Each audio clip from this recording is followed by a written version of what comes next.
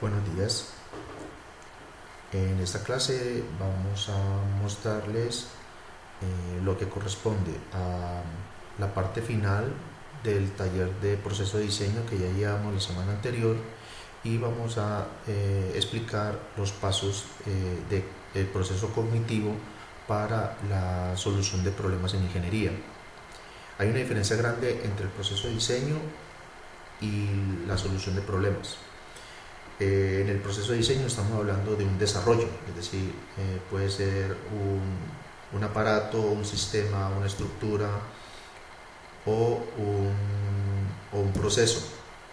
En el caso de la solución de problemas, uno podría decir, bueno, algún desarrollo de esos puede servir, pero lo que vamos a ver es si ese desarrollo soluciona realmente el problema. Entonces, el autor del libro, del texto guía, lo tiene claramente diferenciado en dos secciones, y lo que vamos a ver entonces es la diferencia entre uno y el otro. Primero que todo, pues terminar de explicarles lo del proceso de diseño con lo que hicimos en el taller de la semana anterior. En ese caso, pues ustedes ven que hay tres opciones, tres alternativas, que es el paso 4 o 5. Y en esa, pues de acuerdo a las alternativas, pues se selecciona de acuerdo a las características que tiene cada uno de las soluciones, de los desarrollos. Habíamos dicho que la costosa, que es la que ustedes ven en este momento en el medio, la Secura, tiene en ese caso pues una solución, digamos, muy factible por, por el caso de tener una jabonera intercambiable, es decir, el tanque de jabón sirve para cualquier tipo, para cualquier sustancia, a diferencia del Simple Human, que es el que ven ustedes en la fila izquierda, donde pues normalmente este elemento necesita una jabonera específica, un recargador con el material específico. Eso previene en cierta medida el desgaste o el taponamiento del dispensador cuando usted pone un tipo de jabón diferente. Entonces, por eso en el grupo de trabajo de los compañeros suyos de hace un año, decidieron utilizar el Simple Human. Miren que el precio es aún más costoso, ¿cierto? Pero se dieron cuenta en primera medida que el hecho de tener una jabonera confiable, o sea, tener un tipo de jabón estándar, único, exclusivo para esa jabonera, pues evita que se tapone el jabón o que haya problemas de dosificación. Además consideraron que no era pues como muy importante el que sea graduable. O sea, por ejemplo, en el Secura, ustedes ven que se puede graduar y puede ser más o menos, pero si lo van a distribuir a un centro hospitalario, pues eso que va a importar que yo lo ponga más, menos o más chiquito, simplemente que dosifique ya. De esa manera, pues ellos vieron que la opción de la columna izquierda, el Simple Human, era mucho más rentable, pues mucho más, daba un desarrollo que podía dar una solución mucho más fácil, ¿sí? De ahí en adelante, pues determinaron en ese caso, pues que esa jabonera era la que les era indicada, y de acuerdo con eso, pues pudieron establecer ya precios, operación, pues por ejemplo armar el prototipo, ¿cierto? Pero hay unas consideraciones adicionales ahí. Los electrónicos son muy dados a decir, no, yo lo armo, pongo el Arduino y hago todo, y eso todo sale muy bien. Sin embargo, no se recomienda ese proceso, porque lleva a que tiene que haber un costo adicional por investigación y desarrollo, ¿sí? Somos muy dados a generar lo mismo, pues lógicamente pues está promocionando la economía naranja, la innovación, pero eso tiene un costo. Puede inclusive alargarse el tiempo de planeación del proyecto solamente pensando en el I+D, o sea, en la investigación y desarrollo.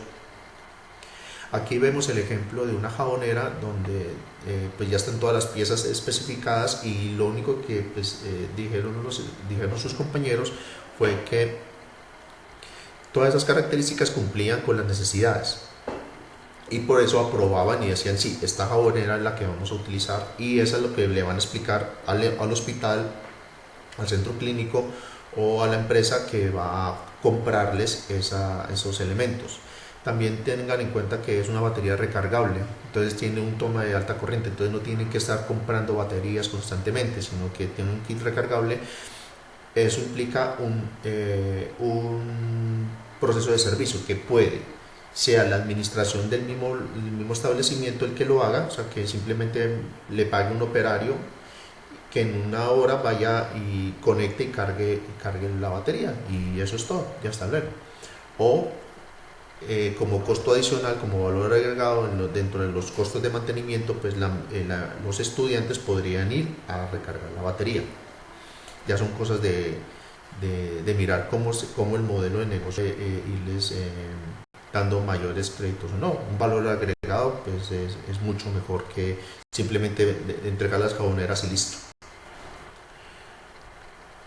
Ya habíamos hablado del cronograma.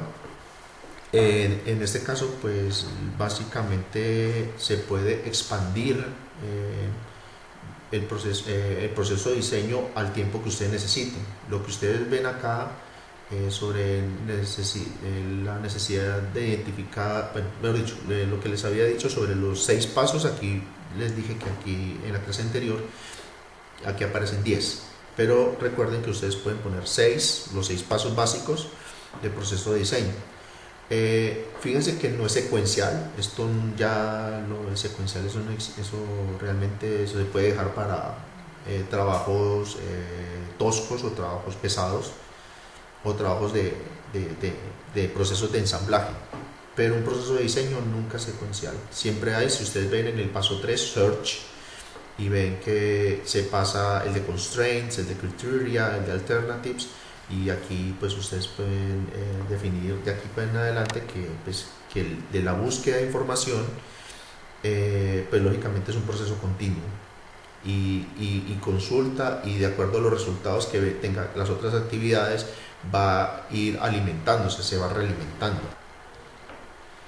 Entonces ese criterio de búsqueda, esas alternativas de proceso de diseño muy probablemente tengan que involucrar al cliente. ¿Por qué? Porque en ese caso el cliente, pues la frase clásica, el cliente siempre tiene la razón, pero no completamente, pero sí es importante que cada vez que hagan uno de los pasos del proceso de diseño, consulten con el cliente mediante mediante las tres instancias de búsqueda de información, que son los casos, las estadísticas y las líneas de tendencia. Los casos, pues como su nombre lo indica, son casos aislados, cosas que pasaron en ese momento y que son de un completo análisis para mirar las causas y las consecuencias. En ese caso, pues normalmente los casos médicos, yo les había comentado en la clase anterior que precisamente la necesidad de estas jaboneras fue por un brote de infección que hubo en un hospital en el eje cafetero, donde hubo una necesidad pues, de frenar toda esa contaminación bacterial. Pues gel antibacterial, muy diferente a la epidemia que tenemos en este momento. Entonces, lógicamente, cada vez que hacen cada proceso de diseño deben consultar en el hospital cómo fue ese caso, qué fue lo que pasó, si hay otros casos, porque pues, no necesariamente tienen que ser casos aislados, pero a veces no están correlacionados o no son causales, es decir, que el que haya pasado un caso no quiere decir que en el otro pase igual o pase en consecuencia. Entonces eso es la situación con los casos. Cuando es estadística, pues nada, lo que ustedes han hecho en el colegio, uno va, hace la encuesta, formula la encuesta, las preguntas que tengan que ver con los parámetros, está usted cómodo con con la distribución de jabón, mucho jabón, poco jabón, el jabón es muy espeso, huele feo, bueno, todas esas cosas del cliente hacen parte de la estadística y eso es lo que alimenta el proceso de diseño. Y la tendencia es la línea, es la misma estadística, pero temporal, es decir, cuánto ese parámetro va creciendo o no. ¿Sí?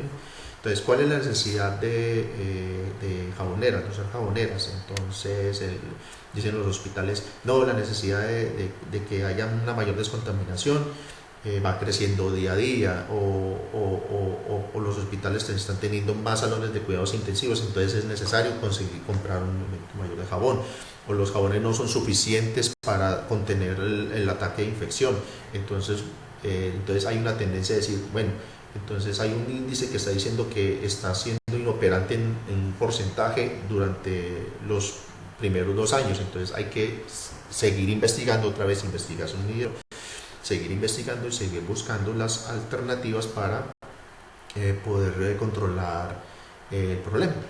¿Sí? Y de ahí entonces realimentar y definir entonces los parámetros de diseño de ese desarrollo. Esas serían, en resumidas cuentas, las etapas de proceso de diseño de un desarrollo. ¿Sí? Entonces, en el taller que pusimos, pues definimos que la jabonera era una solución. Ahora, lo que vamos a mirar es qué impacto da esa solución a la aplicación del problema. Entonces, fíjense que en ese caso hay dos instancias muy diferentes una de la otra. De esa forma, pues ustedes tienen en primera medida su equipo tecnológico, es decir, tienen asesorías de su profesor o de un científico. Tendrían ustedes como colegas, cada una con sus funciones. Un estudiante me preguntaba que cuáles eran las funciones de ingeniería, entonces recuerden, refiéranse al capítulo 1 del libro. Son muchas funciones, las de ventas, las de management, las de operación, las de... ¿sí? Consulten bien antes de que... ¿Por qué? Porque cada uno de ustedes tres, que son su nueva empresa, pues van a definir una función diferente, que esa fue la intención del primer taller. Cada uno con su función diferente va a aportar al proceso de diseño de ingeniería. También los técnicos y también los operadores. Entonces, esa naturaleza del diseño de ingeniería es un trabajo bastante extenuante, porque tiene que estar, no quiero decir reunionitis, o sea, porque la reunionitis también es muy burocrático y realmente pues hay veces que uno piensa, bueno, nos vamos a sentar a pensar si la jabonera va a ser azul o verde. Hay cosas que tienen que considerar y por eso debe haber un operador principal, ¿cierto? Uno de ustedes tres va a ser como el líder, el jefe de operaciones. No necesariamente el de operaciones debe ser jefe de operaciones. Lo que digo es que, por ejemplo, el de ventas podría ser el principal, pero tiene que haber una cabeza visible, como dicen en el argot popular de ingeniería. Tiene que haber alguien que responda por las funciones de los demás. Las herramientas de diseño son algo que en ingeniería se ha dado, pues que ha ayudado mucho al proceso de ingeniería. En ese sentido, uno podría especificar para ingeniería eléctrica una muy buena y reforzada cantidad de herramientas. ¿Sí? Si nos referimos, por ejemplo, a los contadores, ¿qué es lo que más que tienen para facilitar sus trabajos? Tienen herramientas de cálculo, tienen hojas de cálculo. El Excel, pues no es que sea algo para desechar, ¿no? De hecho, el Excel es una de las más poderosas herramientas de contables y de estadística que hay, ¿sí? Entonces los contadores cuentan con herramientas que son basadas en Excel o basadas en Basic. Los arquitectos tienen los simuladores, precisamente en esta época de epidemia, pues se está viendo que se le está pidiendo, los estudiantes de arquitectura le están pidiendo a los profesores que si van a pedir proyectos finales, que ya no sean en maquetas, ¿sí? Que sean en renders. Entonces ellos utilizan AutoCAD o alguna otra herramienta de simulación de planos para que les muestren el renderizado y les muestren un modelo 3D de la construcción que están pidiendo. Los tiempos cambian y la naturaleza lo está haciendo así, ¿cierto?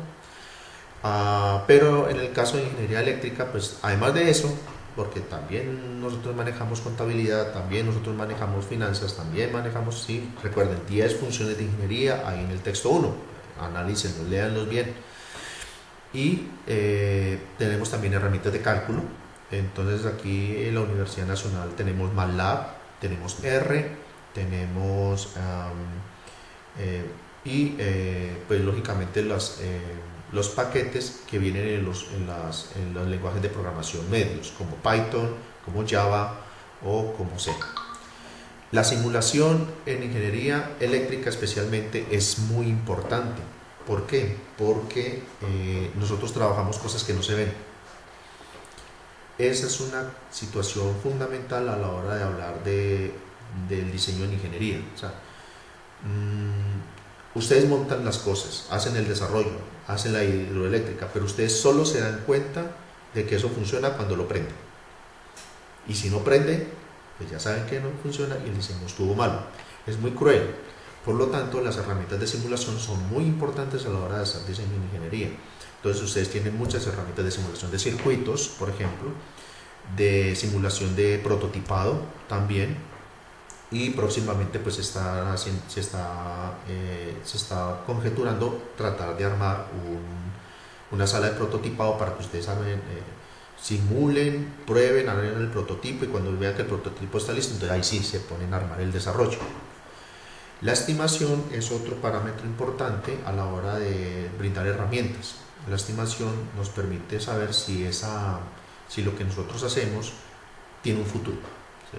O sea, no solamente estimación económica, sino estimación de, por ejemplo, cuándo se va a dañar el dispositivo, o cuándo se va a fracturar la estructura, o cuándo el sistema falla.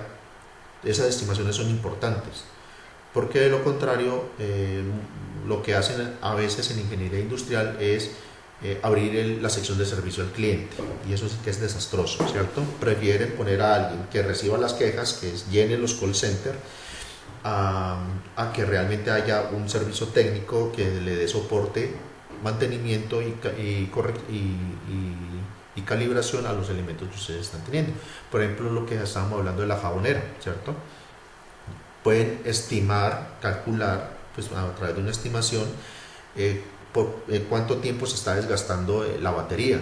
Entonces ahí dicen, bueno, entonces nosotros decimos que podemos ir cada mes a presentarse para ir a cargar la batería, por ejemplo, ¿sí? O cada 2 meses, o cada 3. Eso son costos que hay que estimar, de hecho, ahí está. Ok, terminamos el proceso de diseño y ahora lo que vamos a mirar es de qué forma es que ese desarrollo da para solucionar el problema. O sea, ¿cuál es el impacto? El impacto es una medida muy importante a la hora de hacer diseños, porque pues le determina usted pues no tanto cuánto ganó o qué tan exitoso fue el proyecto, sino realmente a cuántas personas benefició, cuál es su círculo social de impacto. Entonces, en ese sentido, pues el autor recomienda los 6 pasos de la taxonomía de Bloom. La taxonomía de Bloom pues es un proceso, si recuerdan cuando hablamos del IEEE, cuando empezaron a generarse a ponerse en el mundo los ingenieros diferentes a los científicos, pues Benjamin Franklin en algún momento dijo, no, es que hay una forma, debe haber alguna forma diferente al método científico para resolver problemas de ingeniería. ¿Por qué? Porque estaban viendo, pues, eso fue en esa época del siglo XIX, donde habían ya los grandes filósofos y los grandes músicos y cosas de esas. Entonces conjeturaban y se dieron cuenta que sí, que realmente la ingeniería debe separarse de la ciencia. Pues ahora se llama ciencias de la ingeniería por eso, ¿cierto?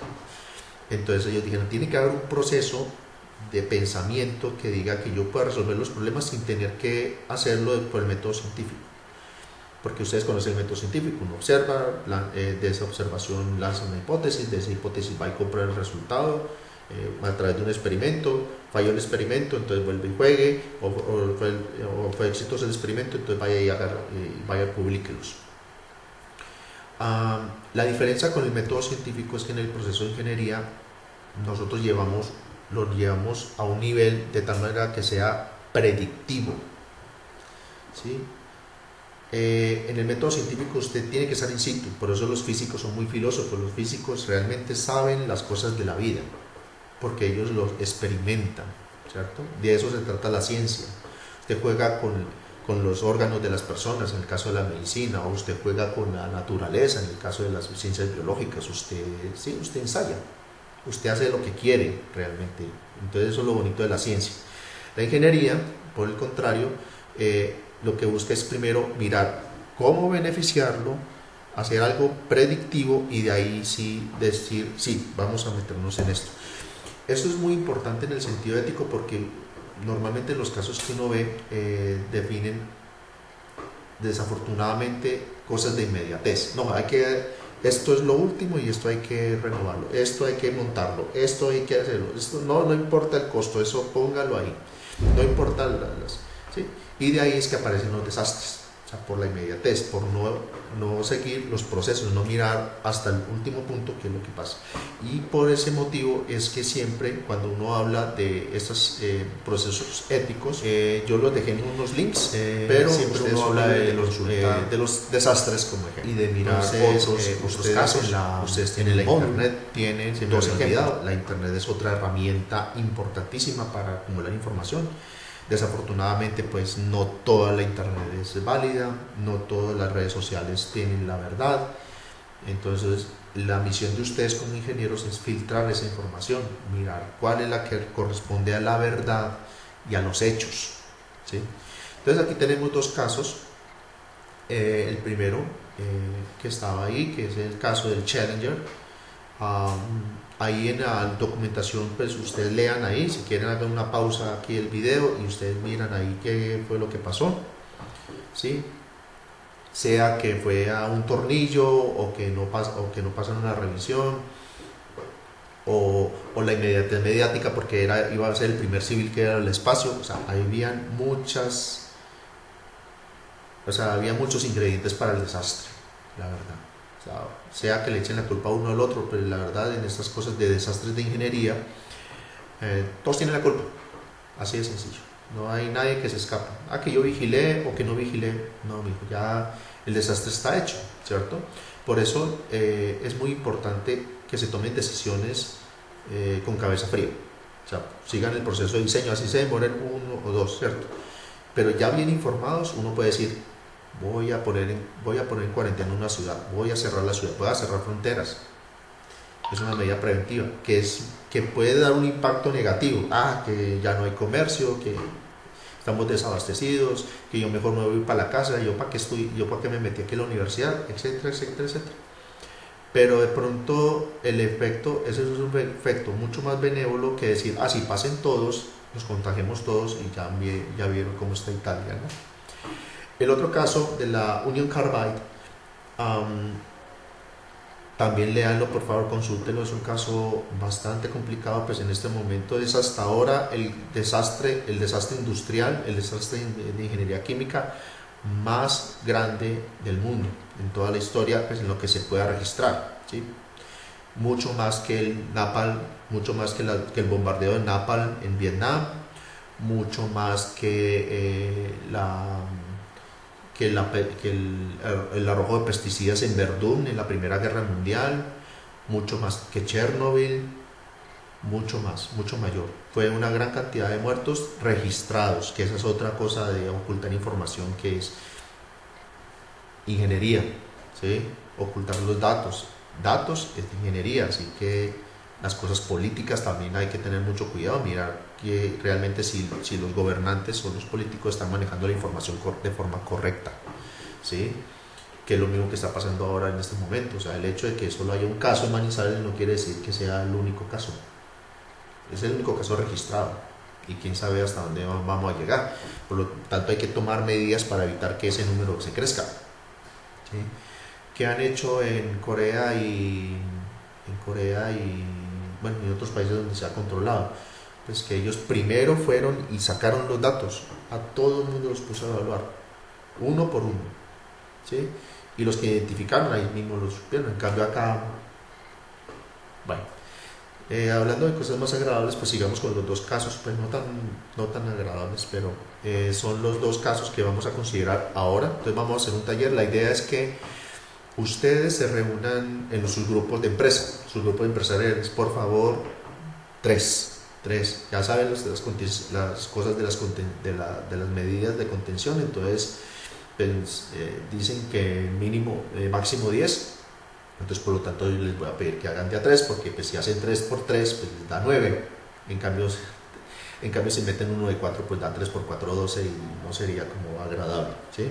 Además, 3 es como mucho más dinámico. Normalmente uno con 3 se puede reunir más fácilmente. En cambio, pues ya 4 o 5, pues ya es más complicado dado la contingencia en que está.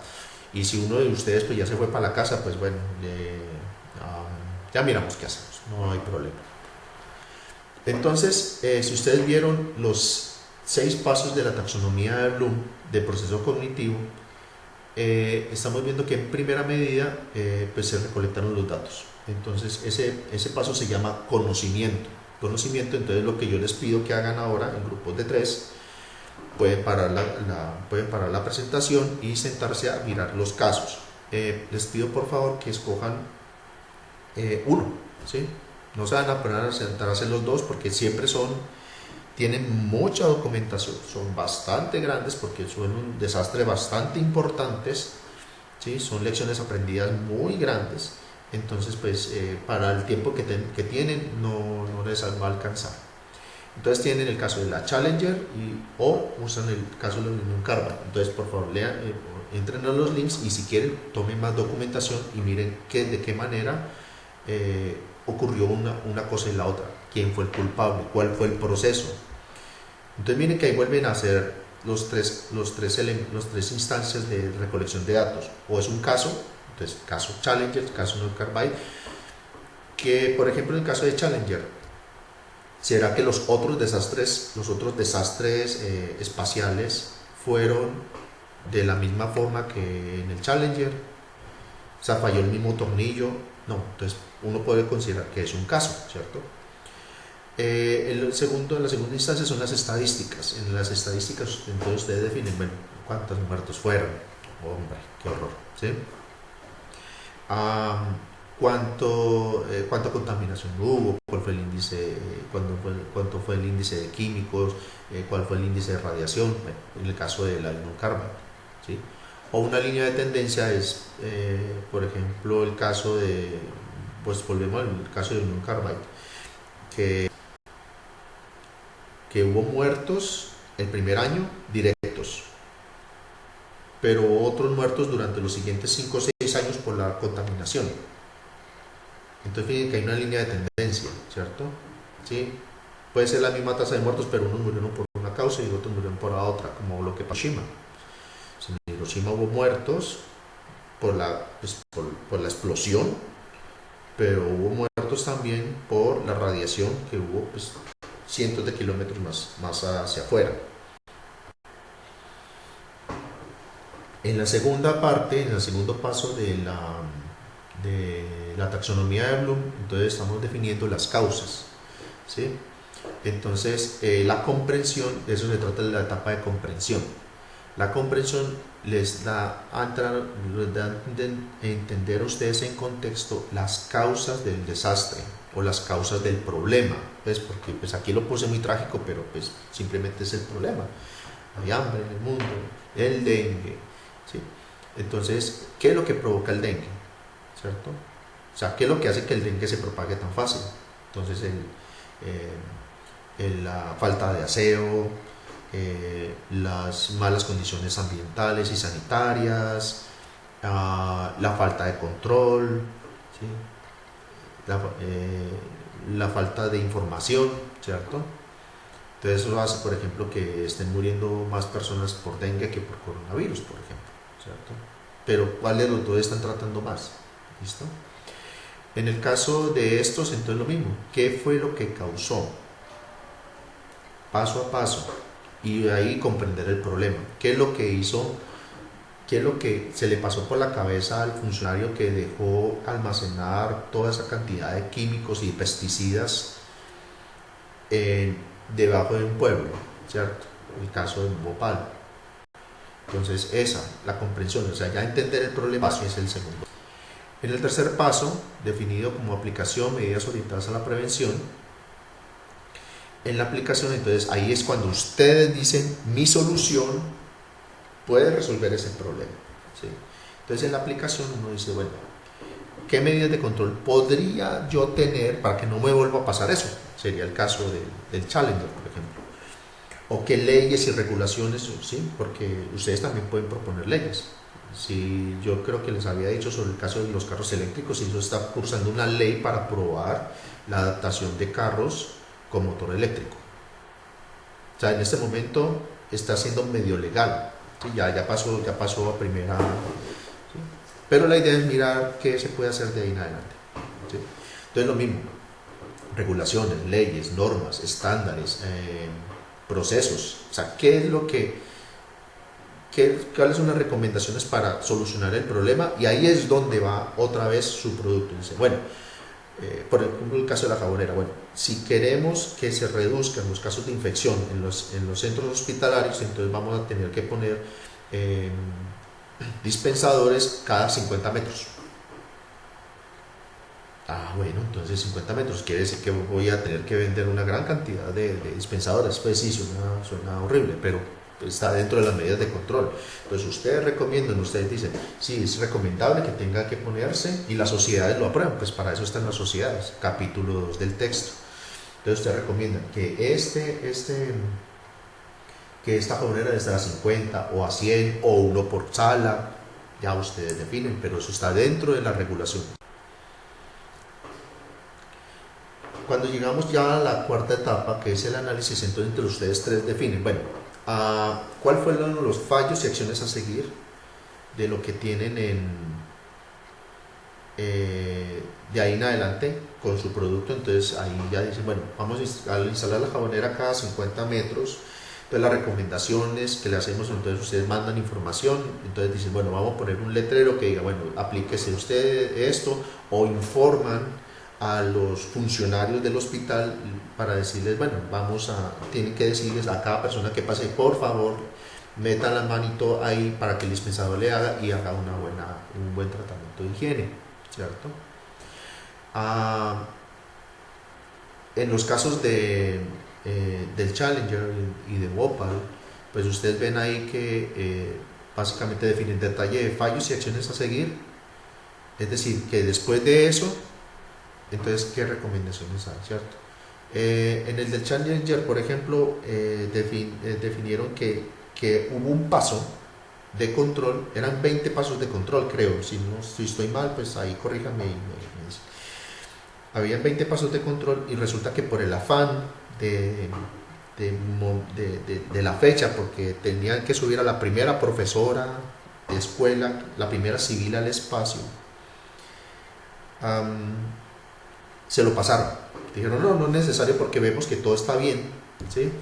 Entonces, digamos que iban en la 13, 14 y dijeron, no, la 15 no, entonces la 16 ya detalló el problema. Justo cuando pasaron la 15, dijeron, vean, la 15 no, y ya vieron la falla, 17, 18, no hicieron caso.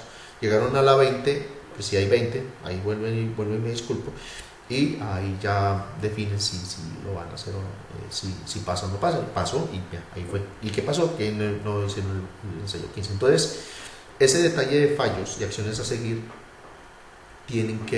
lo pueden analizar, pueden mirar qué fue lo que pasó, esos hallazgos e indagaciones también de Bhopal o el de la jabonera, si quieren también hacerlo. Pues la idea es que lo hagan solo con el de Challenger y el de Bhopal por ahora, y para que pues cuando hagan el taller, la tarea de cuaderno, ahí sí sea con el problema que ustedes ya están proponiendo. Voy a aclarar ahí, la tarea de cuaderno es del caso que ustedes ya tienen y que ya propusieron desde el capítulo 1. No se van a poner los ejemplos, ¿sí? No van a hacer ni capítulo, no van a hacer ni el de la jabonera, ni el de Chernobyl, ni el de Bhopal. Eso sí sería hasta interesante, pero es bastante complicado. Solamente los que hayan ya propuesto desde el capítulo 1. ¿Listo? Bueno. Ahora sí, vamos a la etapa de diseño.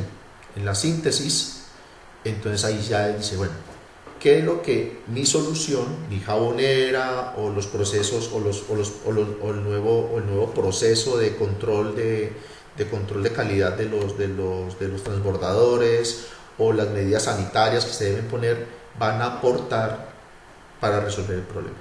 ¿Sí?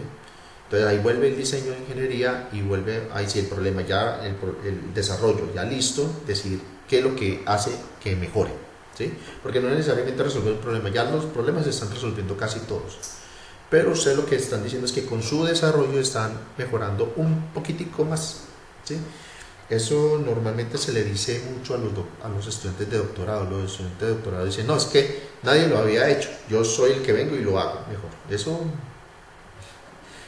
les puedo confesar que no existe. O sea, lo que más podemos hacer es, como decía, creo que, bueno, un científico a principios del siglo XX, es que lo mejor que podemos hacer ahora es que un numerito decimal en el hallazgo que se haga se ponga más exacto. No podemos hacer más, o sea, solamente mejorar lo que ya está, ¿sí? Si ustedes encuentran algo innovador, algo que realmente es un breakthrough, pues bueno, muy bueno, es chévere y nos lo muestran, sería interesante. Por ejemplo, el caso de las baterías recargables, que fue el premio Nobel del año pasado, ¿sí?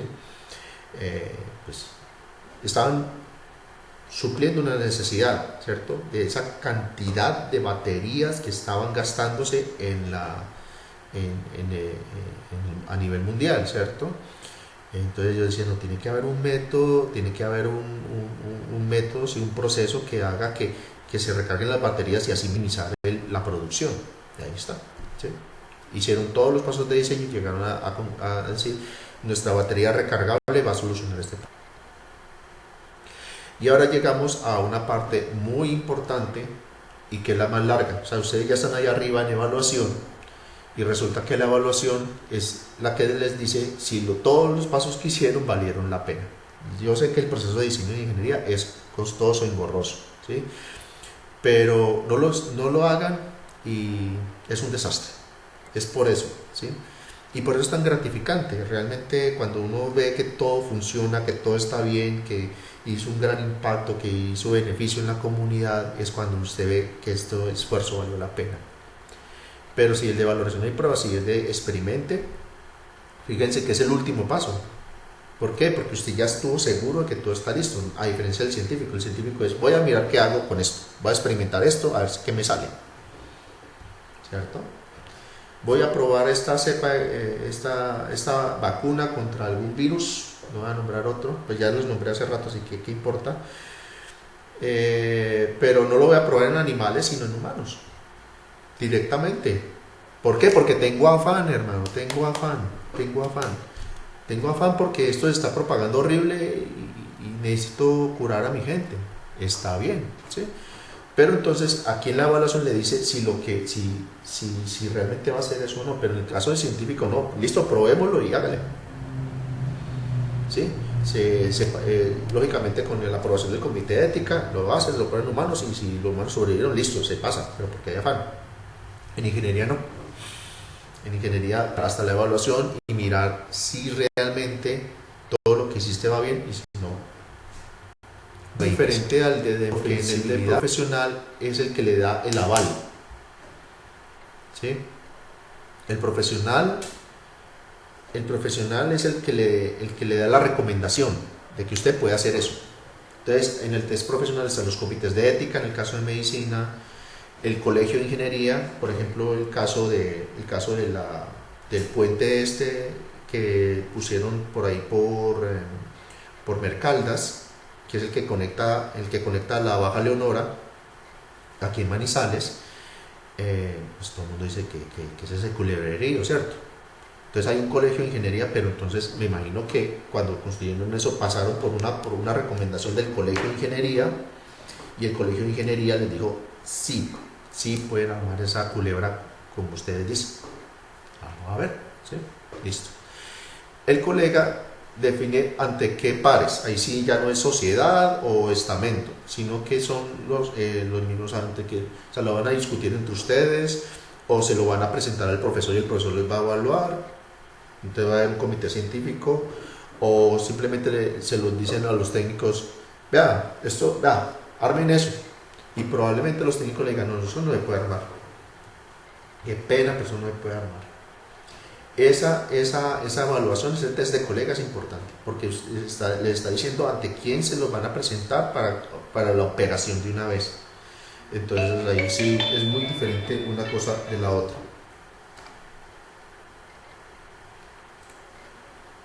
Entonces ahí es cuando usted se da cuenta que los pares son los que le dan crédito de que si realmente usted puede montarlo o no. ¿Listo? Y el último, que es organización, es básicamente las reglas, las leyes, las normas, los estándares que le dicen a usted que hay una adecuada operación para la implementación del desarrollo. ¿Sí? Entonces usted ya tiene su desarrollo, sea su estructura, su sistema, su proceso o su elemento, el elemento a construir, y en ese caso pues usted ya se da cuenta si ya en la parte operativa, y ahí es donde empieza el presupuesto a correr. Entonces cuando usted dice que está legalmente todo, que todo está en regla, es cuando aparece el contrato, y ahí es cuando el contrato entonces dice, listo, aquí está la plata, aquí están las cosas, aquí está su cronograma, ejecute. Por eso es tan bonito. O sea, cuando ustedes terminan estas 8 y ya está todo listo, todo reglamentado, el ingeniero tiene forma, ustedes tienen forma de blindarse, por decirlo así, de andar con confianza en el momento de implementar algo. ¿Sí? Entonces, eso se ve que es muy engorroso, es muy difícil. Ese taller les va a costar un poquito, menos mal ahí aislamiento, entonces como que van a tener bastante tiempo para presentarlo, pues no quiere decir que no es de aquí a mañana, no es de aquí al viernes, pero sí probablemente pronto, por ahí la semana la les estaré pidiendo los 3 talleres, el capítulo 1, capítulo 2, capítulo 3, entonces complételo porque el proceso es largo, váyanlo haciendo en sus albergues o en sus casas o donde estén. ¿Sí? Entonces, en conclusión, pues tengan en cuenta mucho eso. ¿Sí? Normalmente el proceso de diseño, pues como les decía, está muy de la mano del plan de estudios, porque pues en el test de virtud ustedes se dieron cuenta que pues hay un plazo para el proyecto, y tiene mucho que ver con lo que vieron en el capítulo 2 sobre cuál es su línea de trabajo. ¿Sí? Es decir, yo no voy a poner a estudiar algo que no tenga que ver con lo que yo voy a trabajar. Así de simple, chicos. ¿Sí? Recuerden que hay una parte, en la parte de los ámbitos de ingeniería, entre la parte ética, la parte técnica y la parte científica. Recuerden, 3 ámbitos de ingeniería: ética, técnica y científica. De esos 3 ámbitos, entonces uno dice que, bueno, es lo que quiero hacer, ¿sí? Pero ¿qué quiero hacer? No, voy a tocar guitarra. Hombre, pues sí, chévere, pero eso es una vocación, porque a usted no le van a pagar. O sea, porque sea usted diestro en guitarra, usted no le dan la capacidad, pues no le van a dar la plata para armar una obra, ¿cierto? Entonces tenga muy en cuenta eso. Entonces, muy en cuenta que el capítulo 1, capítulo 2 y el capítulo 3 van muy de la mano. Lo que armen en el 1 tiene que ver con lo que armen en el 2 y tiene que ver con lo que armen en el 3. Eso les va a dar la confianza para que puedan trabajar de aquí en adelante como ingenieros del mañana. Entonces espero que estos 3 capítulos les hayan ilustrado mucho, les haya dado la confianza para poder afianzarse y decir sí, desde un principio, desde el primer semestre, puedo empezar a plantear proyectos de ingeniería y no esperar a los 5 años a que le den el cartón y sin saber. Y lógicamente están, además de si recuerdan, estaban las disciplinas de ingeniería civil, industrial, ¿sí? Pero aquí las oportunidades de diseño son muchas. Además de los 3 problemas que están en el taller 1, pues ustedes pueden definir cosas como el valor de energía, ambiente, infraestructura, competencia en el mercado mundial y muchos más, ¿cierto? Son oportunidades que están en este momento. Energía, fíjense la cosa que ha pasado con la crisis petrolera. Entonces, ¿qué mercado de energía puede llegar a ser algo importante? La energía eléctrica, ¿sí? Entonces, si recuerdan que la semana pasada les comenté, había una forma de pues que a pesar de toda esta cosa de epidemias y todo, cayó Ecopetrol, pero la Check se valorizó. Es por eso, porque los mercados están así de horribles, el petróleo está caído, todo el mundo está compitiendo por ese precio de petróleo, nadie está consumiendo. Entonces, ¿qué pasa? Llega el mercado eléctrico al juego, ¿sí? Y por eso se está valorizando tanto el mercado eléctrico en este momento. Medio ambiente, pues hombre, no solamente salubridad pública, sino las cosas del cambio climático, etcétera, etcétera, son oportunidades donde ustedes pueden resolver una cantidad de problemas. Infraestructura, pues eso no, ni se diga, aquí no hay carreteras para nada, esto está todo parado. Miren que ahora resulta que las carreteras ya no sirven porque ahora todo el mundo tiene que refugiarse a la casa a trabajar, pero entonces ahí es donde las telecomunicaciones se metieron al juego, ¿sí? Ya la ingeniería civil ya no tanto, pues ¿por qué me va a transportar si no tengo, no puedo ni salir, ¿sí? Entonces me toca quedarme aquí en la casa. Entonces ahí es donde el ingeniero de sistemas vuelve al juego, el ingeniero de telecomunicaciones vuelve al juego. Y pues lógicamente todo eso lleva a que ustedes sean competitivos en el mercado mundial, porque pues ustedes saben, hay desempleo, esto está muy competido. Cada vez digamos, las vocaciones de lo que necesitan son muy específicos y muy variados. Entonces uno dice, bueno, yo soy ingeniero electricista. Bueno, ¿y usted qué hace? ¿Cierto? Pero si usted plantea un proyecto y usted dice, no, vea, es que yo trabajo en paneles solares, o me meto en esta cosa de higiene, o soy un ingeniero biomédico, entonces ahí ya ve uno que el perfil puede modificarse, ¿sí? Porque el título se queda ahí, usted es ingeniero eléctrico, cuando le entregan el título usted queda así. Entonces usted no puede quedarse así solo con el título, no se queden solo con el título. Aquí hay otros, por ejemplo acá, suministro de alimentos, es otra cosa importante, el transporte de alimentos, la salubridad de los alimentos, que ya no les pueden meter todos esos pesticidas y todos esos bioquímicos, todas esas cosas, la distribución del agua. Entonces, lo interesante del ingeniero electricista aquí es que está metido en todo, ¿sí? Tiene un rango amplio, un margen de acción, ¿sí? Puede cambiar el mundo de muchas maneras. Pero pues lógicamente les dejo de tarea, precisamente la tarea del cuaderno es que otros se les ocurren, ¿sí? Recuerden que está el capítulo 3.1, en el capítulo 3 del libro está el 3.3, y en el 3.13 pues hay una gran cantidad de propuestas para hacer el proceso de diseño, ¿sí? No solamente la jabonera no resuelve todo, ¿qué más quisiera uno? Pero la idea es que todo eso lleve a una buena solución, ¿sí? Ustedes en grupos en sus empresas pueden resolver el mismo problema. De una vez les digo, pueden resolver el mismo problema, pero sí se les recomienda que busquen una solución diferente. Entonces lo mismo, reúnanse hasta 9, que es lo que piden, o sea, en tres grupos de 3, y discutan de pronto que si tienen una solución común, un problema común que atacar, entonces pues, pónganse de acuerdo que cada uno lo haga con una solución diferente. ¿Listo? Pues chicos, muchísimas gracias por su atención, espero que este video funcione. Si funciona muy bien, pues lo verán en YouTube muy pronto, y nada, pues nos vemos el viernes para el chat. Yo ya les mando la información detallada sobre el Google Meet, y ya hablaremos sobre pues, dudas que tengan sobre esta clase y pues lo que tengan que ver con los tres tareas de cuadernos pendientes. Muchísimas gracias, chicos.